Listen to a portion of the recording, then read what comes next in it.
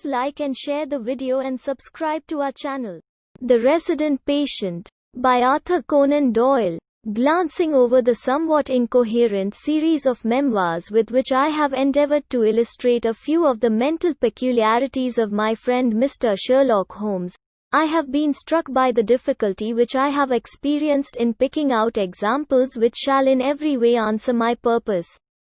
For in those cases in which Holmes has performed some tour de force of analytical reasoning, and has demonstrated the value of his peculiar methods of investigation, the facts themselves have often been so slight or so commonplace that I could not feel justified in laying them before the public. On the other hand, it has frequently happened that he has been concerned in some research where the facts have been of the most remarkable and dramatic character, but where the share which he has himself taken in determining their causes has been less pronounced than I, as his biographer, could wish.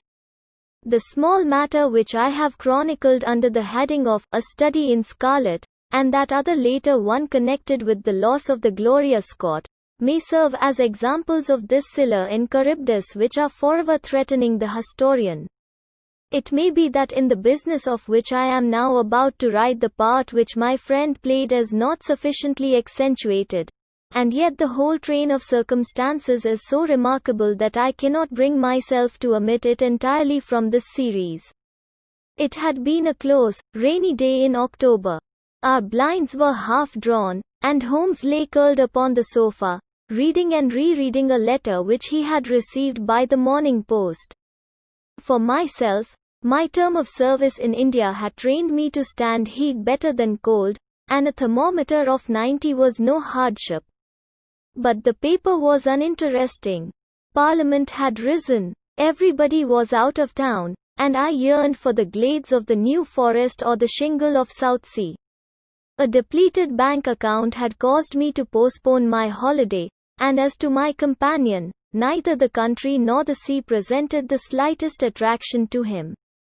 He loved to lie in the very center of 5 millions of people, with his filaments stretching out and running through them, responsive to every little rumor or suspicion of unsolved crime. Appreciation of nature found no place among his many gifts, and his only change was when he turned his mind from the evildoer of the town to track down his brother of the country. I cannot be sure of the exact date, for some of my memoranda upon the matter have been mislaid, but it must have been towards the end of the first year during which Holmes and I shared chambers in Baker Street. It was boisterous October weather, and we had both remained indoors all day, I because I feared with my shaken health to face the keen autumn wind, while he was deep in some of those abstruse chemical investigations which absorbed him utterly as long as he was engaged upon them. Towards evening, however, the breaking of a test tube brought his research to a premature ending, and he sprang up from his chair with an exclamation of impatience and a clouded brow. "A day's work ruined, Watson," said he, striding across to the window. "Ha! The stars are out and the wind has fallen. What do you say to a ramble through London?" I was weary of our little sitting room and gladly acquiesced. For 3 hours we strolled about together, watching the ever-changing kaleidoscope of life as it ebbs and flows through Fleet Street and the Strand. His characteristic talk, with its keen observance of detail and subtle power of inference, held me amused and enthralled. It was 10 o'clock before we reached Baker Street again. A brougham was waiting at our door. A doctor's general practitioner, I perceive," said Holmes. "Not been long in practice, but has had a good deal to do. Come to consult us, I fancy.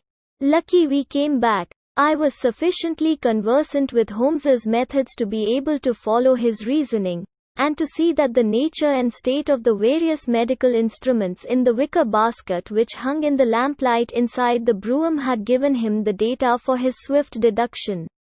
The light in our window above showed that this late visit was indeed intended for us. With some curiosity as to what could have sent a brother medico to us at such an hour, I followed Holmes into our sanctum. A pale, taper-faced man with sandy whiskers rose up from a chair by the fire as we entered. His age may not have been more than 3 or 4 and 30, but his haggard expression and unhealthy hue told of a life which has sapped his strength and robbed him of his youth. His manner was nervous and shy, like that of a sensitive gentleman, and the thin white hand which he laid on the mantelpiece as he rose was that of an artist rather than of a surgeon. His dress was quiet and somber, a black frock coat, dark trousers, and a touch of color about his necktie. "Good evening, doctor," said Holmes, cheerily. "I am glad to see that you have only been waiting a very few minutes. You spoke to my coachman, then?" "No. It was the candle on the side table that told me." "Pray resume your seat and let me know how I can serve you." "My name is Dr. Percy Trevelyan," said our visitor, "and I live at 403 Brook Street. Are you not the author of a monograph upon obscure nervous lesions?" I asked. His pale cheeks flushed with pleasure at hearing that his work was known to me. "I so seldom hear of the work that I thought it was quite dead," said he. "My publishers gave me a most discouraging account of its sale. You are yourself, I presume, a medical man? A retired army surgeon. My own hobby has always been nervous disease. I should wish to make it an absolute specialty, but, of course, a man must take what he can get at first. This, however, is beside the question, Mr. Sherlock Holmes, and I quite appreciate how valuable your time is. The fact is that a very singular train of events has occurred recently at my house in Brook Street, and tonight they came to such a head that I felt it was quite impossible for me to wait another hour before asking for your advice and assistance." Sherlock Holmes sat down and lit his pipe. "You are very welcome to both," said he. "Pray let me have a detailed account of what the circumstances are which have disturbed you." "One or two of them are so trivial," said Dr. Trevelyan, "that really I am almost ashamed to mention them. But the matter is so inexplicable, and the recent turn which it has taken is so elaborate, that I shall lay it all before you, and you shall judge what is essential and what is not. I am compelled, to begin with, to say something of my own college career. I am a London University man, you know, and I am sure that you will not think that I am unduly singing my own praises if I say that my student career was considered by my professors to be a very promising one. After I had graduated, I continued to devote myself to research, occupying a minor position in King's College Hospital, and I was fortunate enough to excite considerable interest by my research into the pathology of catalepsy, and finally to win the Bruce Pinkerton Prize and medal by the monograph on nervous lesions to which your friend has just alluded.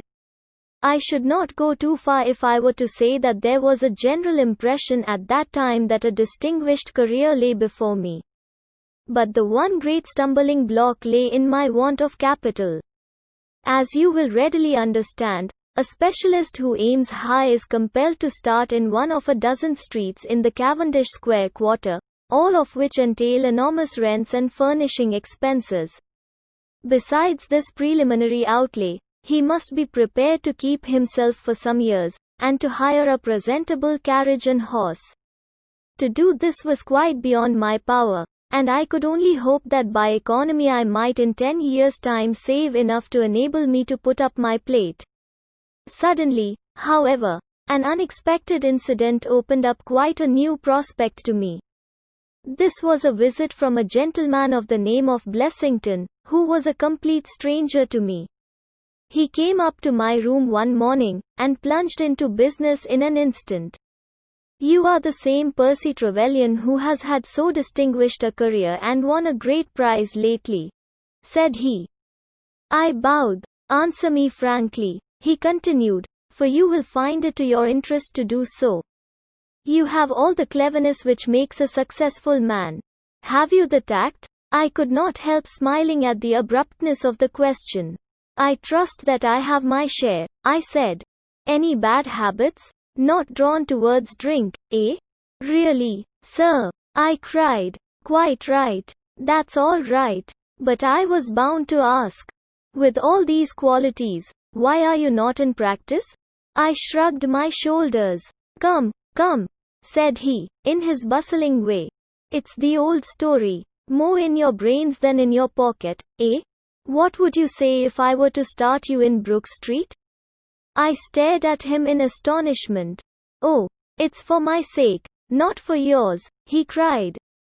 I'll be perfectly frank with you, and if it suits you, it will suit me very well. I have a few thousands to invest, DAC, and I think I'll sink them in you. But why? I gasped. Well, it's just like any other speculation, and safer than most. What am I to do, then? I'll tell you. I'll take the house, furnish it, pay the maids, and run the whole place. All you have to do is just to wear out your chair in the consulting room. I'll let you have pocket money and everything. Then you hand over to me 3/4 of what you earn, and you keep the other quarter for yourself. This was the strange proposal, Mr. Holmes, with which the man Blessington approached me. I won't weary you with the account of how we bargained and negotiated. It ended in my moving into the house next Lady Day, and starting in practice on very much the same conditions as he had suggested. He came himself to live with me in the character of a resident patient. His heart was weak, it appears, and he needed constant medical supervision. He turned the 2 best rooms of the first floor into a sitting room and bedroom for himself. He was a man of singular habits, shunning company and very seldom going out. His life was irregular, but in one respect he was regularity itself. Every evening, at the same hour, he walked into the consulting room, examined the books, put down 5 and 3 pence for every guinea that I had earned, and carried the rest off to the strong box in his own room. I may say with confidence that he never had occasion to regret his speculation. From the first it was a success. A few good cases and the reputation which I had won in the hospital brought me rapidly to the front, and during the last few years I have made him a rich man. So much, Mr. Holmes, for my past history and my relations with Mr. Blessington. It only remains for me now to tell you what has occurred to bring me here tonight. Some weeks ago Mr. Blessington came down to me in, as it seemed to me, a state of considerable agitation. He spoke of some burglary which, he said, had been committed in the West End, and he appeared, I remember, to be quite unnecessarily excited about it, declaring that a day should not pass before we should add stronger bolts to our windows and doors. For a week he continued to be in a peculiar state of restlessness, peering continually out of the windows, and ceasing to take the short walk which had usually been the prelude to his dinner. From his manner it struck me that he was in mortal dread of something or somebody, but when I questioned him upon the point he became so offensive that I was compelled to drop the subject. Gradually, as time passed, his fears appeared to die away, and he had renewed his former habits, when a fresh event reduced him to the pitiable state of prostration in which he now lies. What happened was this. 2 days ago I received the letter which I now read to you. Neither address nor date is attached to it. A Russian nobleman who is now resident in England, it runs, would be glad to avail himself of the professional assistance of Dr. Percy Trevelyan. He has been for some years a victim to cataleptic attacks, on which, as is well known, Dr. Trevelyan is an authority. He proposes to call at about 6:15 tomorrow evening, if Dr. Trevelyan will make it convenient to be at home. This letter interested me deeply, because the chief difficulty in the study of catalepsy is the rareness of the disease. You may believe, then, that I was in my consulting room when, at the appointed hour, the page showed in the patient. He was an elderly man, thin, demure, and commonplace, by no means the conception one forms of a Russian nobleman. I was much more struck by the appearance of his companion. This was a tall young man, surprisingly handsome, with a dark, fierce face, and the limbs and chest of a Hercules.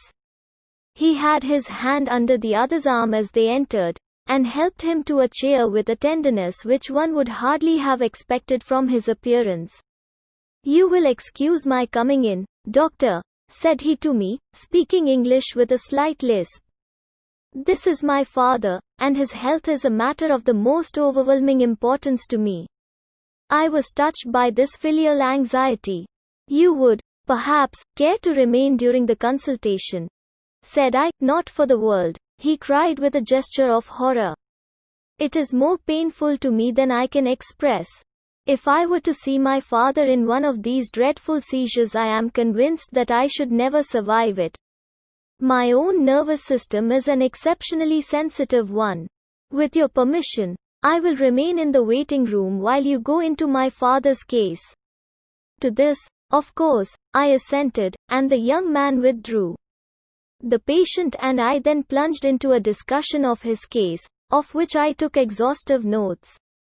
He was not remarkable for intelligence, and his answers were frequently obscure, which I attributed to his limited acquaintance with our language.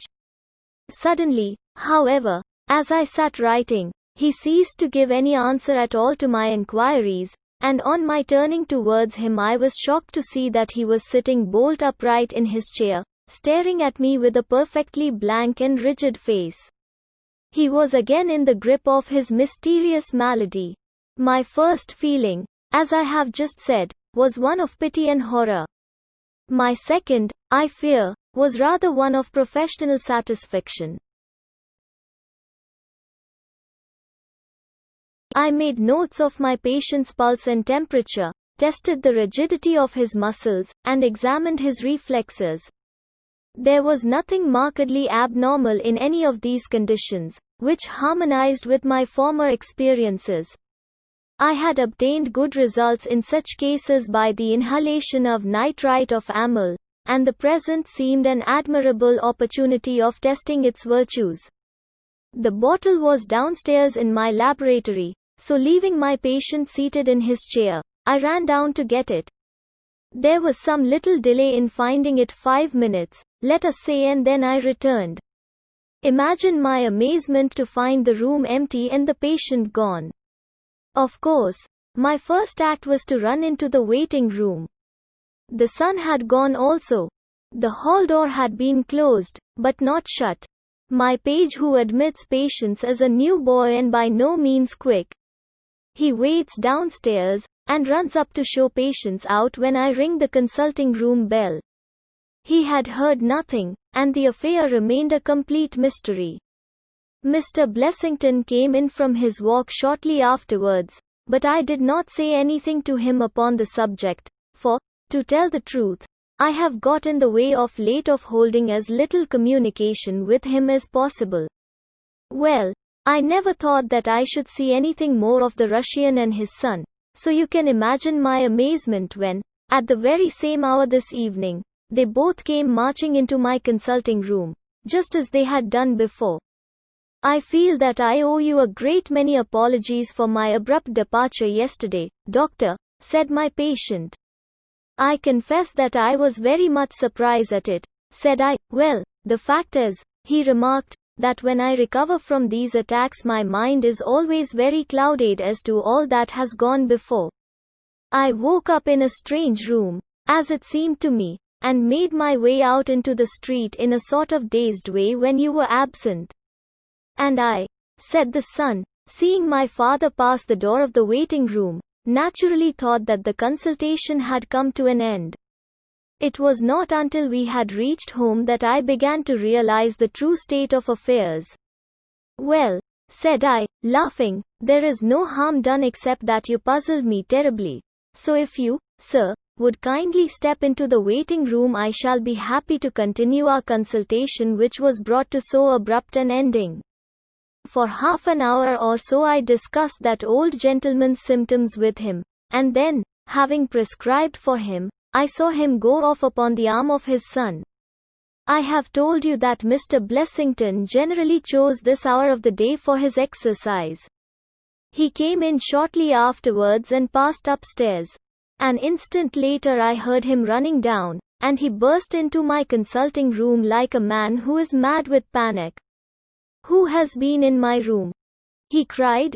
"No one," said I. "It's a lie," he yelled. "Come up and look." I passed over the grossness of his language, as he seemed half out of his mind with fear. When I went upstairs with him, he pointed to several footprints upon the light carpet. "Do you mean to say those are mine?" he cried.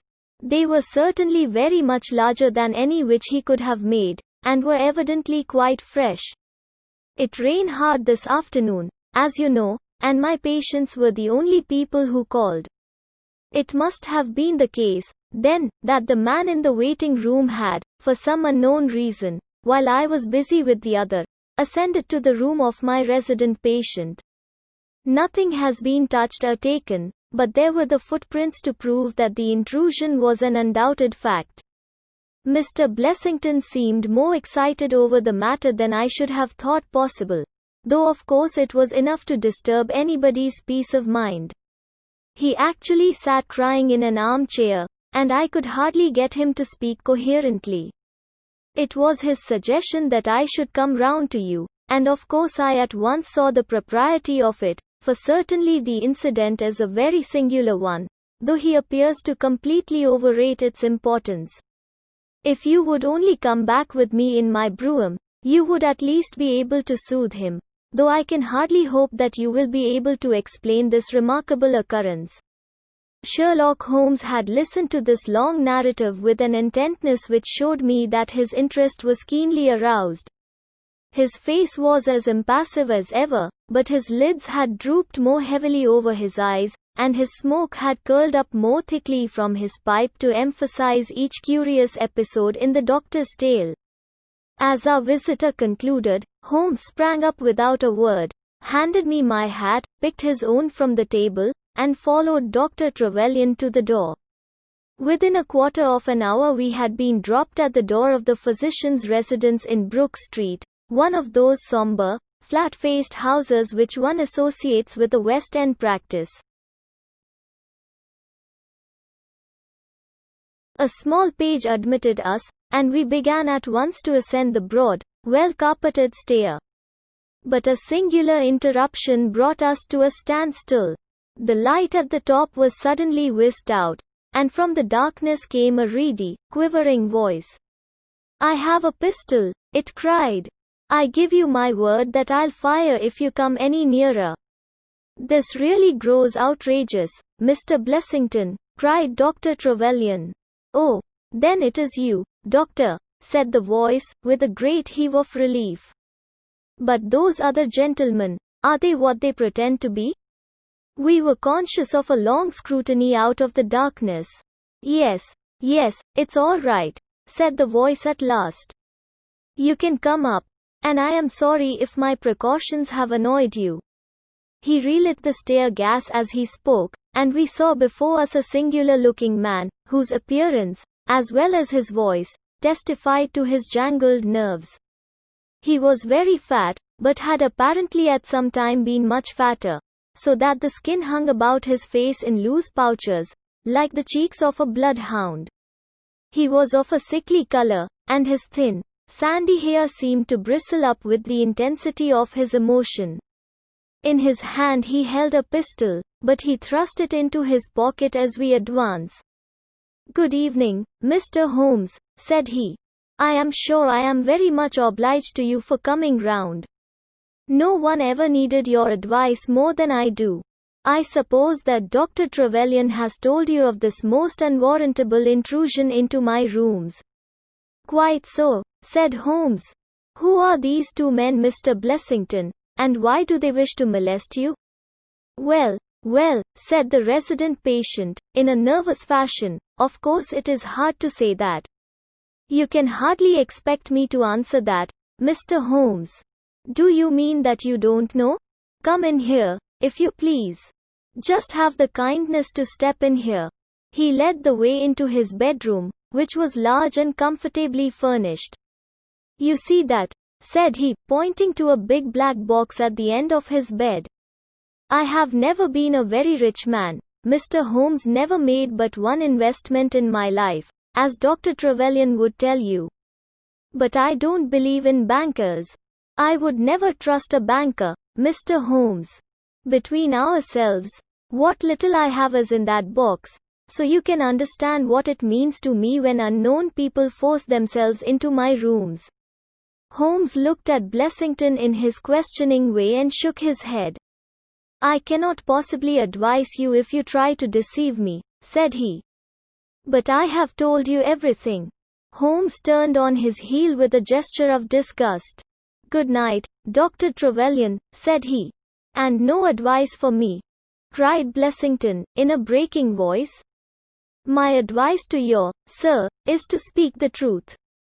A minute later we were in the street and walking for home.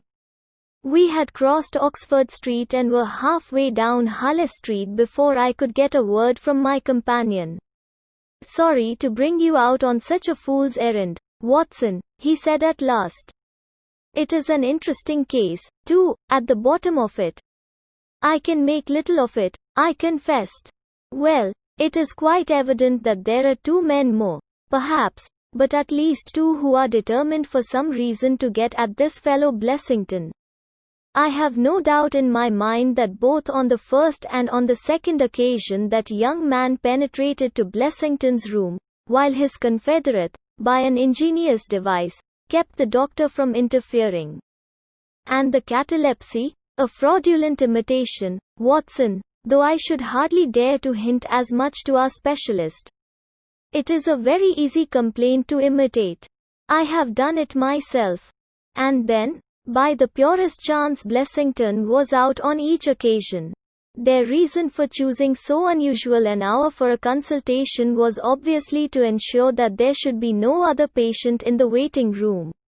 It just happened, however, that this hour coincided with Blessington's constitutional, which seems to show that they were not very well acquainted with his daily routine. Of course, if they had been merely after plunder they would at least have made some attempt to search for it. Besides, I can read in a man's eye when it is his own skin that he is frightened for. It is inconceivable that this fellow could have made two such vindictive enemies as these appear to be without knowing of it. I hold it, therefore, to be certain that he does know who these men are, and that for reasons of his own he suppresses it. It is just possible that tomorrow may find him in a more communicative mood. Is there not one alternative? I suggested, grotesquely improbably, no doubt, but still just conceivable. Might the whole story of the cataleptic Russian and his son be a concoction of Dr. Trevelyan's, who has, for his own purposes, been in Blessington's rooms? I saw in the gaslight that Holmes wore an amused smile at this brilliant departure of mine. My dear fellow, said he, it was one of the first solutions which occurred to me, but I was soon able to corroborate the doctor's tale. This young man has left prints upon the stair carpet which made it quite superfluous for me to ask to see those which he had made in the room. When I tell you that his shoes were square-toed instead of being pointed like Blessington's, and were quite an inch and a third longer than the doctor's, you will acknowledge that there can be no doubt as to his individuality. But we may sleep on it now, for I shall be surprised if we do not hear something further from Brook Street in the morning. Sherlock Holmes's prophecy was soon fulfilled, and in a dramatic fashion. At 7:30 next morning, in the first glimmer of daylight, I found him standing by my bedside in his dressing gown. There's a brougham waiting for us, Watson, said he. What's the matter, then? The Brook Street business. Any fresh news? Tragic, but ambiguous, said he, pulling up the blind. Look at this A sheet from a notebook, with "For God's sake come at once P.T." scrawled upon it in pencil. Our friend, the doctor, was hard put to it when he wrote this. Come along, my dear fellow, for it's an urgent call. In a quarter of an hour or so we were back at the physician's house. He came running out to meet us with a face of horror. Oh, such a business! He cried, with his hands to his temples. What then? Blessington has committed suicide. Holmes whistled. Yes, he hanged himself during the night. We had entered, and the doctor had preceded us into what was evidently his waiting room. I really hardly know what I am doing, he cried. The police are already upstairs. It has shaken me most dreadfully. When did you find it out? He has a cup of tea taken in to him early every morning. When the maid entered, about 7, there the unfortunate fellow was hanging in the middle of the room. He had tied his cord to the hook on which the heavy lamp used to hang, and he had jumped off from the top of the very box that he showed us yesterday. Holmes stood for a moment in deep thought. With your permission, said he at last, I should like to go upstairs and look into the matter. We both ascended, followed by the doctor. It was a dreadful sight which met us as we entered the bedroom door.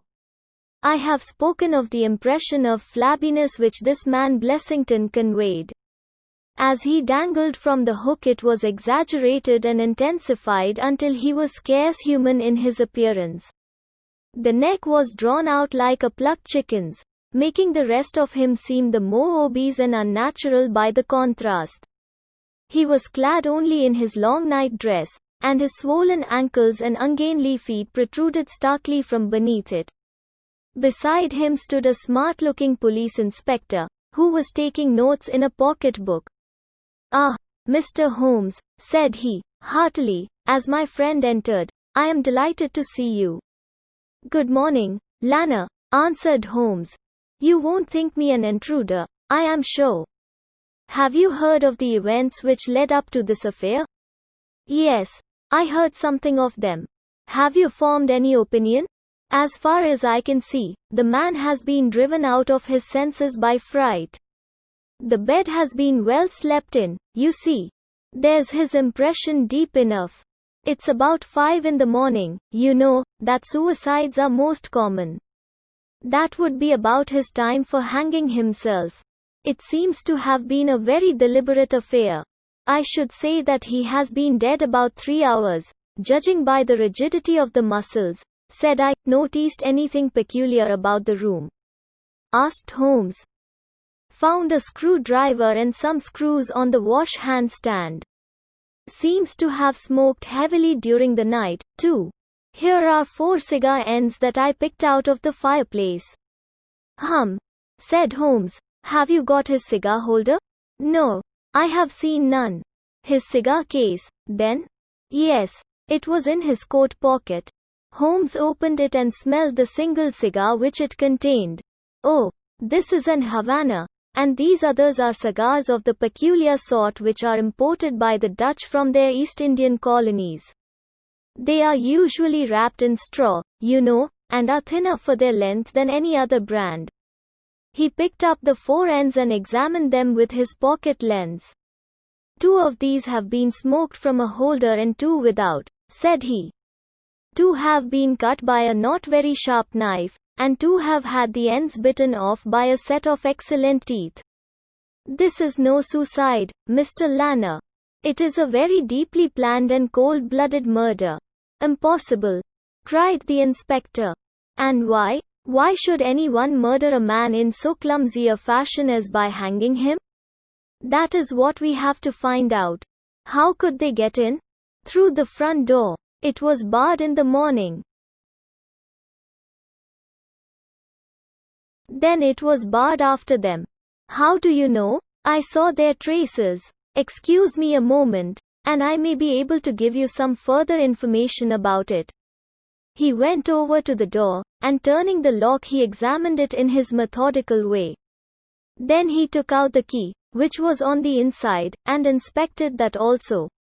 The bed, the carpet, the chairs, the mantelpiece, the dead body, and the rope were each in turn examined, until at last he professed himself satisfied, and with my aid and that of the inspector cut down the wretched object and laid it reverently under a sheet. How about this rope? He asked.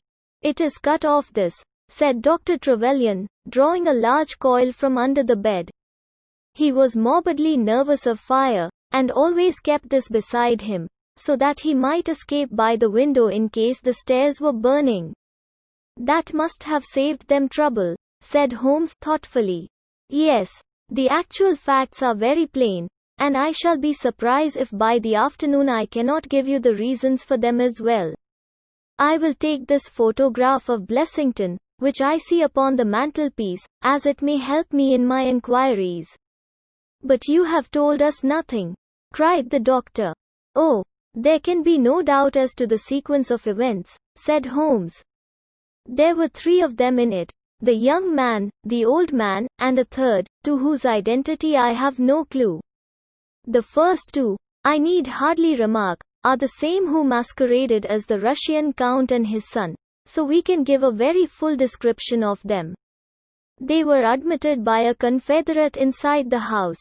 If I might offer you a word of advice, Inspector, it would be to arrest the page, who, as I understand, has only recently come into your service, Doctor. The young imp cannot be found, said Dr. Trevelyan. The maid and the cook have just been searching for him. Holmes shrugged his shoulders.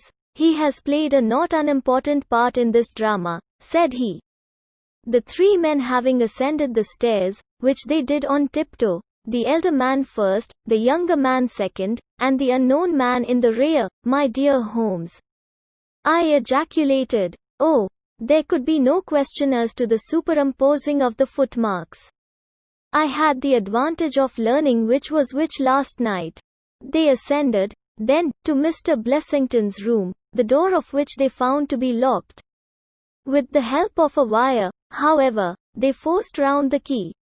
Even without the lens you will perceive, by the scratches on this ward, where the pressure was applied.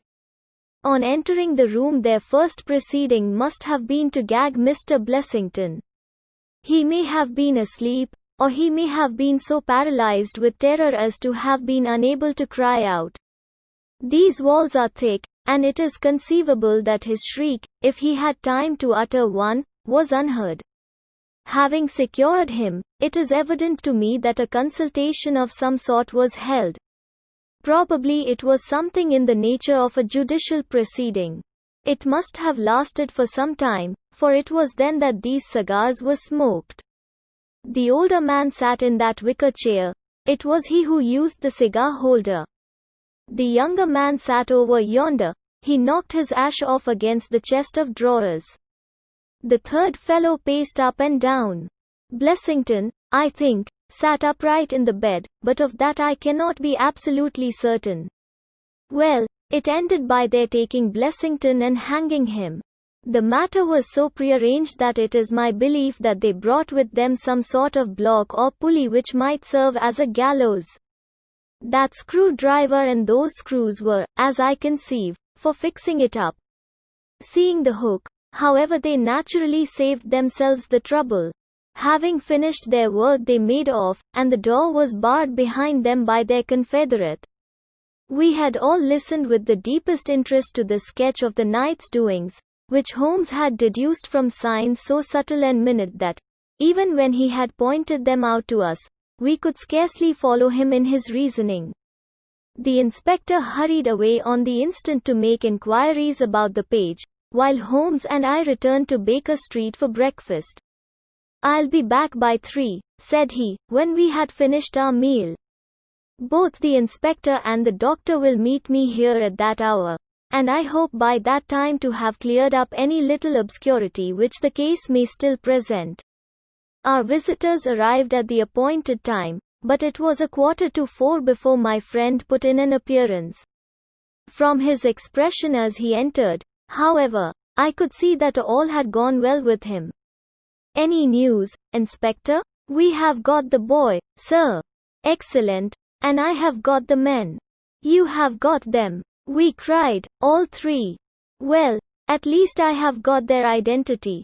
This so-called Blessington is, as I expected, well known at headquarters, and so are his assailants. Their names are Biddle, Hayward, and Moffat. The Worthington Bank gang, cried the inspector. Precisely, said Holmes. Then Blessington must have been Sutton. Exactly, said Holmes. Why, that makes it as clear as crystal, said the inspector. But Trevelyan and I looked at each other in bewilderment. You must surely remember the Great Worthington Bank business, said Holmes.